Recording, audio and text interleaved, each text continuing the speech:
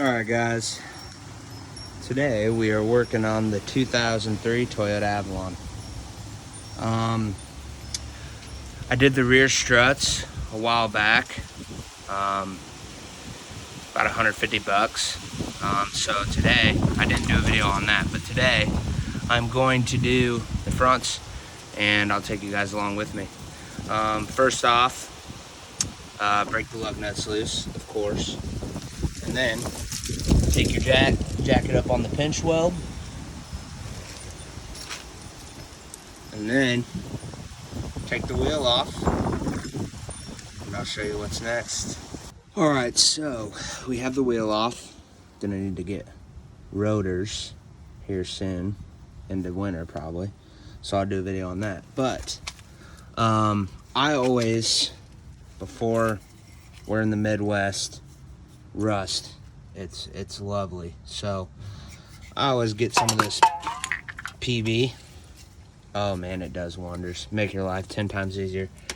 You're gonna need to get these two 7/8 is what these are. Get those all nice and lubed up. Get this. This is a 12 and an Allen, or it might be a 14. I'll let you know. This is a 12 for sure. So let me spray all these. All right, now let that sit for a few minutes and I'll let you know what I'm gonna do. So what you're gonna need, 12 millimeter. Camera got a little dirty. All right, 12 millimeter to take this sensor off right here, and then the brake line. So that holds both of them on this little tab. So we'll go ahead and do that. All right, there's that. Put that to the side. Don't lose it because the new one, well, the ones I got do not come with this. They don't come with that. They don't come with these, and they don't come with the top nuts. All right, so we got that off. Put that to the side. Take this off, and then it's held on by this little tab thing. You pull that out, pops right out on both sides. Boop. All right, put that to the side. Don't need to take it off up here, so don't do that. Just giving yourself more work to do. All right, now we're gonna take this off. So I believe that is a 14 maybe? Yep. I already did the driver's side. I'm on the passenger side now, but it's same thing, just, you know, other side. So yes, 14, and I'm using all 3/8, except for those you'll need 1/2-inch ratchets, and yeah. All right, so let's make sure we're going the right way. Lefty loosey, righty tighty. Put that on there. Give it a couple little bats.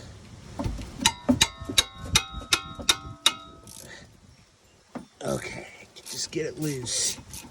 All right, it's loose. Now, I always take a brush, wire brush. In there is an Allen. So we'll clean that out. Nice and good, just so it's a little easier on us. And then, there's an Allen there, and you have to use a wrench. So I got the Allen right here. It is a size, let me see. It doesn't say. Oh yeah, there it is. 5 millimeter. Stick that in there.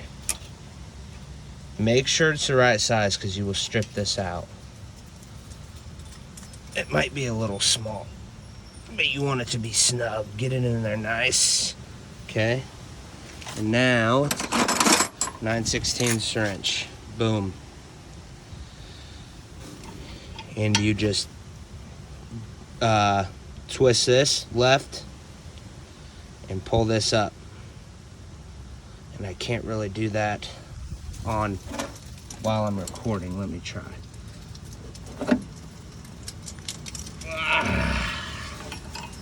And just keep going. It's going to be pretty tight, but it'll come off eventually. All right. Yep, I'm going to have to put the camera down for a second. I'll be back. All right, guys. Well, a second for you and 15 minutes later, 20 minutes later for me. So that was a pain.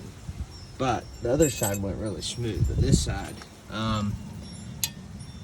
it was kind of difficult to hold this. It was really tight, which is just rust, as you can see on the threads. It's, you know, it was rusted on. But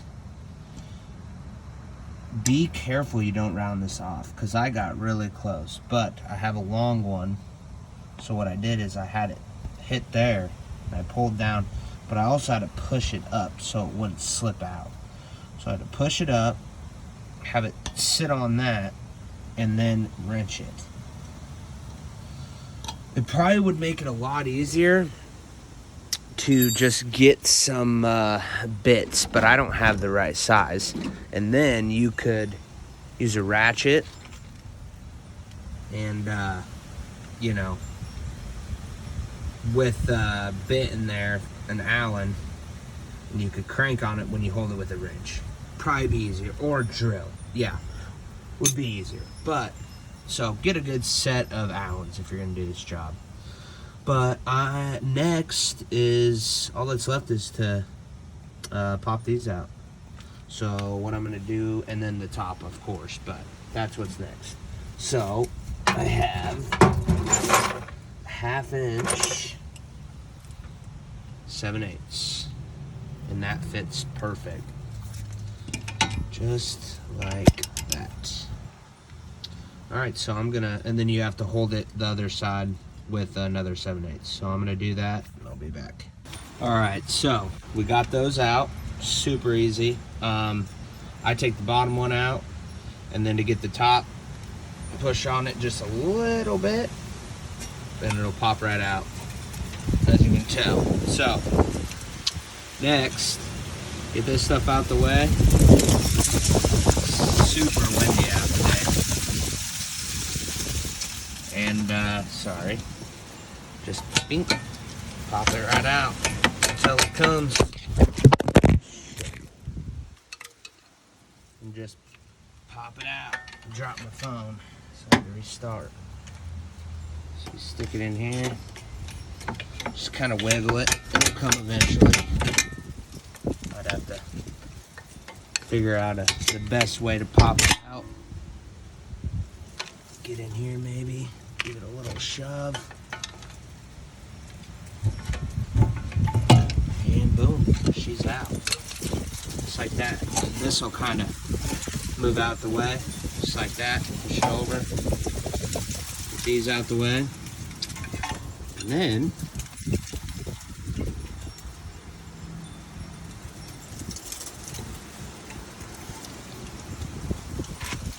take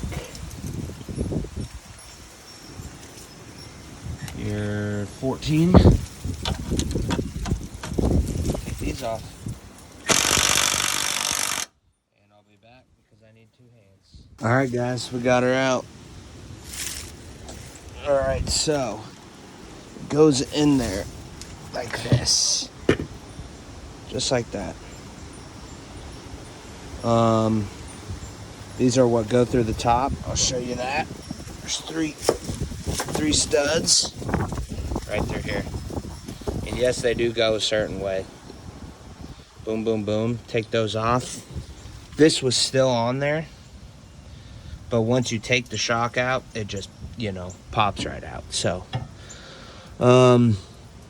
now we just put it back together.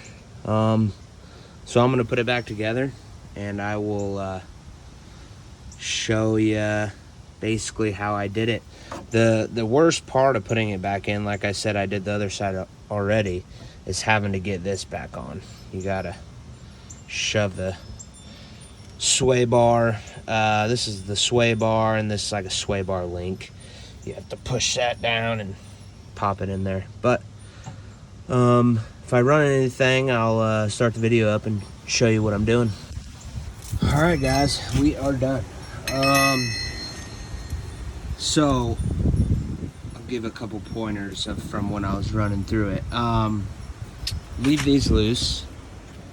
Do not tighten these. That's the first thing you do. You put the shock in, hand tighten these, come down here, push this up in there, throw the bolts through it.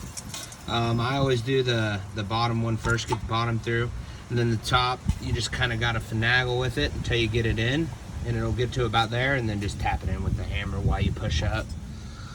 Don't forget to put that back on. Like I said, don't lose that bolt because it didn't come with anything except those top nuts. This was kind of a pain, so you're gonna need a breaker bar. Put it back in there from underneath.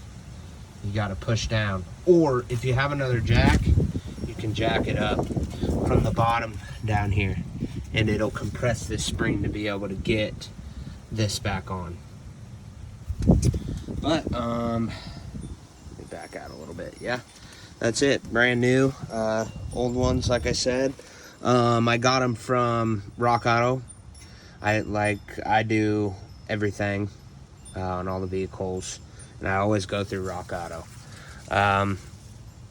Obviously I don't have any subscribers or nothing, so I'm not sponsored or nothing, but I personally have just always got good stuff from them. Great quality. I love it. I think the two front shocks and struts were $100. Also, let me show you something. They come preloaded, so that's an extra plus because I probably wouldn't do them if they weren't preloaded. But yeah, I did the rears, all Rock Auto. I'll leave a link in the description. Yeah, if you guys like, working on your own vehicles, need help with something, that's mainly why I post these. Is growing up, I learned off of YouTube. I learned everything that I do on cars off of YouTube. Now I just kind of go with it and I figure it out. But YouTube was my schooling growing up. I'm 25 now. I started working on cars when I was probably 17, and I learned it all through YouTube. But yeah, if you guys have any questions, leave a comment. I'm always, posting something. I just picked up a four-wheeler as well, and I have to do oh shoot, what's it called? The gas gauge isn't working, and there's I believe there's something wrong with the fuel pump. There's a little lever and a little boot on the end, and it tells you your level, whatever. Yeah, but we'll get into that video sometime, maybe over winter or something. It's going to be starting to get cold, so I'm trying to knock everything out. I also have a boat. I'll be working on that come next summer. So yeah, if you like the content, subscribe, leave a comment. I'll be making a lot more videos. So peace out. Also, before I end this video, I'm putting the tire back on right now. I just want to say, people think it's hard and you need certain amount of tools and you need this and that to work on your vehicle. I'll show you guys the tools I work with and do all my vehicles with. That's it. Right there, little Husky toolbox I've had since I got a job at a mechanic shop. That's what I use. That's all I have. 3/8, ½ inches in the bottom. That's it. Hammer. And then I have a bag right here. And that's it. Those are literally all of my tools. So, you don't need all these fancy tools, thousands of dollars. I probably have maybe $500 in tools. And they have worked for every job. Shocks and struts, oil pressure sensors. I work on golf carts, four-wheelers, here and there. Sometimes you do have to go buy a tool, which is fine. You just add to your tools. But it's not that hard. So, save yourself some money. Order some parts for cheap. And do it yourself. See ya.